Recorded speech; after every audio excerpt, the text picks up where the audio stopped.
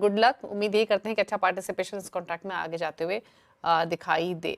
लेकिन चलिए, ये तो बात हुई इस कॉन्ट्रैक्ट की। डीएन पाठक भी हमारे साथ बने हुए हैं एक और इम्पोर्टेंट खबर पर, उस पर बातचीत कर लेते हैं।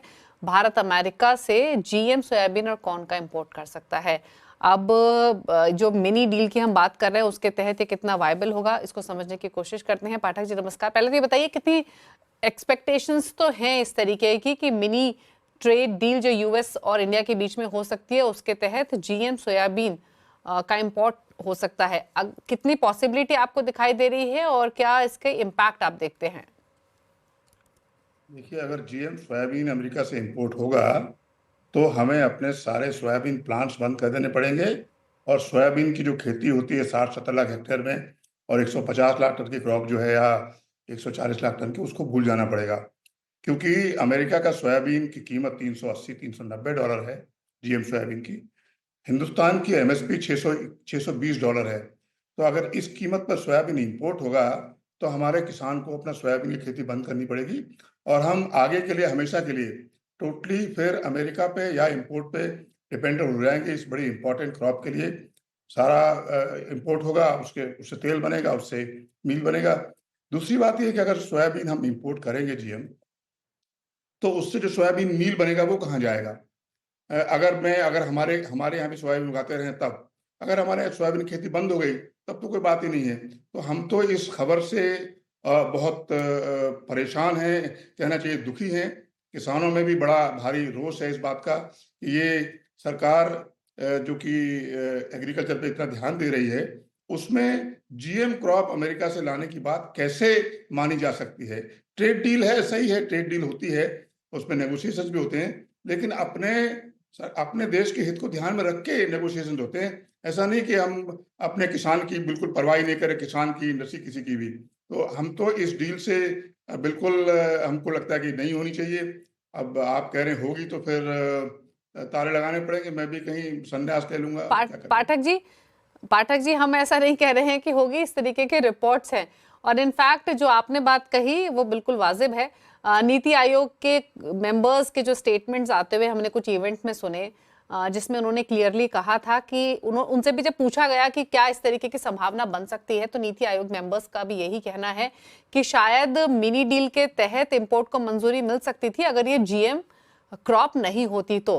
बट वो भी एंटिसिपेट कर रहे हैं कि चांसेस इसके अनलाइकली हो सकते हैं, क्योंकि बहुत सारे कंसर्न्स हैं, सेफ्टी इश्यूज भी हैं किसानों की। तो आपने बात कही ही। आपसे ये जानने की कोशिश करें, आपने बताया कि ठीक है, इस तरीके का डिसीजन नहीं लेना चाहिए क्योंकि इसके लिए ठीक नहीं है। वैसे भी क्या आपको लगता है जिस तरीके से सरकार लगातार एग्रीकल्चर को पुश कर रही है, एडिबल ऑयल्स मार्केट को पुश करना चाहती है, आत्मनिर्भरता बढ़ाना चाहती है, उस स्थिति में इस तरीके कोई कदम उठाया जा सकता है? आपकी अंडरस्टैंडिंग क्या कहती है? मुझे नहीं लगता कि सरकार इतनी अनजान हो सकती है, जो इतनी भयावह स्थिति को समझ नहीं पाए कि सोयाबीन और कॉर्न मंगाएंगे तो हिंदुस्तान की खेती का क्या हाल होगा। मुझे लगता है सरकार में समझदारी है। सरकार में जो लोग बैठे हैं ऊपर, जो डिसीजन मेकर्स हैं, उनको इतनी समझ है, वो ग्राउंड लेवल भी समझते हैं। हमारे कृषि मंत्री तो खुद किसान हैं, सारी जिंदगी उन्होंने खेती किसानी की है। वो अच्छी तरह समझते हैं कि अगर एक पूरी क्रॉप को हम बर्बाद कर देंगे, इंपोर्ट करेंगे तो कैसा होगा। तो मैं थोड़ा कॉन्फिडेंट लगता हूँ कि चाहे कोई कुछ भी कहे। और देखिए, बंद कमरे में, एयर कंडीशन कमरे में बैठ के कोई पेपर बना के देना और कमेंट देना बड़ा आसान होता है। खेत में जब जाके आदमी निकलता है, ग्राउंड लेवल पे जो जाके देखता है, तो वहाँ असल बात पता लगती है। और आई एम वेरी श्योर कि हमारे जैसे मैंने बोला, शिवराज जी चौहान बिल्कुल सारे कृषि से जुड़े हुए हैं। और बाकी भी जो हमारे लीडर्स हैं या नेता लोग हैं या ब्यूरोक्रेट्स हैं, वो सब कृषि को समझते हैं। ऐसा नहीं कि वो इतने अनजान हों कि सोयाबीन जैसी क्रॉप और कॉर्न को अमेरिका से आने दें ताकि अपने यहाँ की क्रॉप बिल्कुल ही खत्म हो जाए।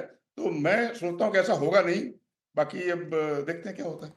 हम्म, बिल्कुल। अच्छा, एक चीज और पाठक जी, यूएस तो इनफैक्ट चाह रहा है कि उसके जीएम प्रोडक्ट्स को, स्पेशली सोयाबीन हो, मेज हो, इनको अप्रूवल मिले। हालांकि पहले से ही एग्रीकल्चर मिनिस्ट्री थोड़ी सी रिलक्टेंट रही है। अब क्या डील होती है वो भी हमारे सामने नहीं है, लेकिन क्या ऐसी पॉसिबिलिटी आपको दिखाई दे रही है, जो कि कुछ एक्सपर्ट्स का ऐसा कहना है कि ये हो सकता है कि शायद डील के थ्रू जो इंपोर्ट्स हैं जीएम कॉर्न के या सोया के, वो स्ट्रिक्टली एथेनॉल प्रोडक्शन या सोयाबीन ऑयल के लिए ही अलाउ किए जा सकें? इसकी पॉसिबिलिटी कितनी दिख रही है, और अगर ऐसा होता है तो क्या आप इम्पैक्ट देखते हैं? देखिए, सोयाबीन तो एथेनॉल की यूज में जाएगा नहीं। कॉर्न एथेनॉल में इस्तेमाल हो सकता है, लेकिन सेग्रीगेशन कैसे होगा? इतनी बड़ी क्रॉप इंडिया की है और मैं तो सिर्फ सोयाबीन की बात ज़्यादा करना चाहता हूँ।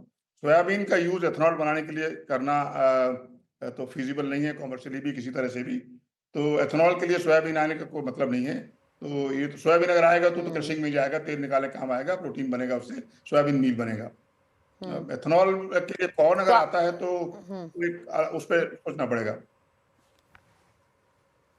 तो यानी आपका मानना यह है कि अगर अलाउ करना भी है तो आप कॉर्न को एक बार कंसिडर कर सकते हैं जिसका एथेनॉल प्रोडक्शन में इस्तेमाल हो जाए।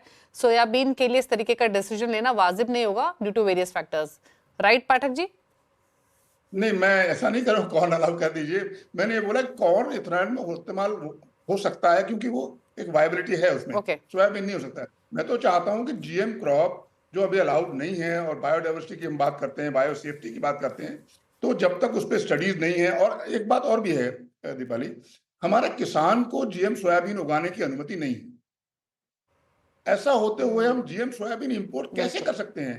आई मीन, एक तरफ हम कहते हैं कि जीएम सोयाबीन मत उगाइए, दूसरी तरफ हम चाहते हैं कि जीएम सोयाबीन मंगा लीजिए। तो ये कैसे संभव है? दोनों बातें दोनों दोनों एक दूसरे को अपोज करती हैं। तो सोयाबीन कौन, मुझे लगता है, मेरे ख्याल से बिल्कुल नहीं आना चाहिए। अब गवर्नमेंट क्या डिसीजन लेती है, क्या प्रेशर्स हैं, और मैं तो फिर भी कॉन्फिडेंट हूँ कि हमारी सरकार इतनी किसानों के हित को ना देखे, ऐसा होने होने वाला नहीं है, नहीं होना चाहिए। चलिए, शुक्रिया पाठक जी आने के लिए शो में इस खबर पर बातचीत करने के लिए। अब देखना होगा किस तरीके का आउटकम निकल कर आता है, लेकिन अगर इंपोर्ट्स को अलाउ करते हैं तो डेफिनेटली इंडस्ट्री के लिए सही नहीं है, किसानों के लिए सही नहीं है। अब किस तरीके का स्टांड सरकार रखती है वो इम्पोर्टेंट होगा। हालांकि यूएस की तरफ से कंसिस्टेंटली कोशिश हुई है, क्योंकि वो one of the largest exporters हैं सोयाबीन, जीएम सोयाबीन और जीएम कॉर्न के। तो देखना होगा कि किस तरीके की डील सामने आती है।